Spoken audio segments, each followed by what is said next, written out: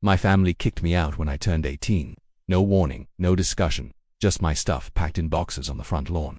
It was my dad's new wife, my stepmother, who orchestrated the whole thing. She said I was a man now and needed to stand on my own 2 feet.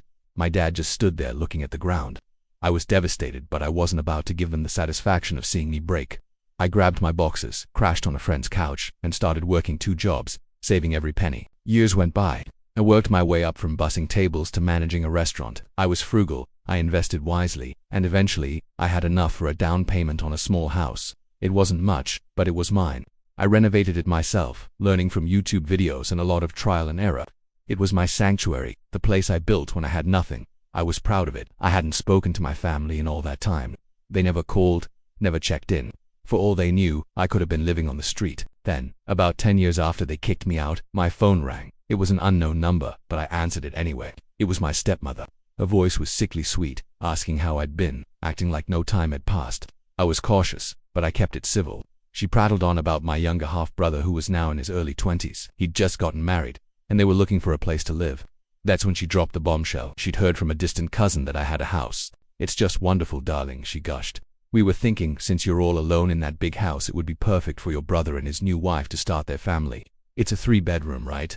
My house was a 2-bedroom, but that was beside the point. I was stunned into silence. The audacity was breathtaking. She was actually suggesting I just give my brother the house I had worked my fingers to the bone for, after they threw me out with nothing. I finally found my voice. "You can't be serious," I said, trying to keep my tone even. She laughed, a sound that grated on my ears. "Of course, I'm serious. Family helps family. You don't need all that space. They're just starting out, and it would be the right thing to do. Your father agrees." I could hear my dad mumbling something in the background.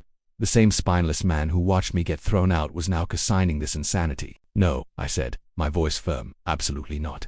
This is my house. I bought it. I paid for it. It's not available." My stepmother's sweet tone vanished instantly. "After everything we've done for you, this is how you repay us. You're so selfish. Your brother needs this house. You owe him. You owe us." I couldn't believe what I was hearing. Owe them? For what? For making me homeless at 18? For forcing me to grow up overnight?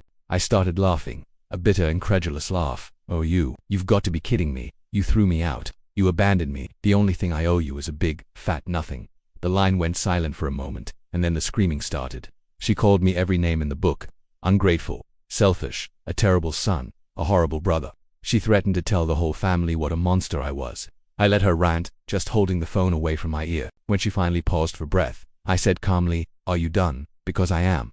I'm hanging up now. Don't ever call me again." And I did. I blocked her number, my dad's number, and my brother's number for good measure. I expected a wave of relief, but instead, I just felt a deep, profound sadness. Sadness for the family I never really had.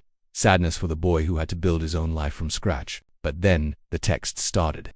Aunts, uncles, cousins, people I hadn't spoken to in a decade were messaging me, telling me I was tearing the family apart. They accused me of hoarding my success and refusing to help my own blood. My stepmother had spun a masterful tale where she was the caring mother and I was the greedy villain. My brother even sent a message saying, "I thought you were better than this man. It's just a house." Just a house. It was so much more than that. It was my security, my accomplishment, the physical manifestation of my survival. For a moment, their words got to me. I started to doubt myself. Was I being selfish? But then I looked around my home, at the walls I'd painted, the floors I'd laid, and I remembered sleeping on my friend's lumpy couch, working until I was exhausted, eating instant noodles for weeks on end. No one from my family was there for me then. So, I did something I probably should have done a long time ago. I typed out a single, group message to all the flying monkeys. I laid out the facts, clear and simple. I was kicked out at 18 with nothing. I built my life and my home with zero help from any of you. This house is mine. My brother is an adult and can build his own life just like I did. This conversation is now over. Anyone who contacts me about this again will be permanently blocked.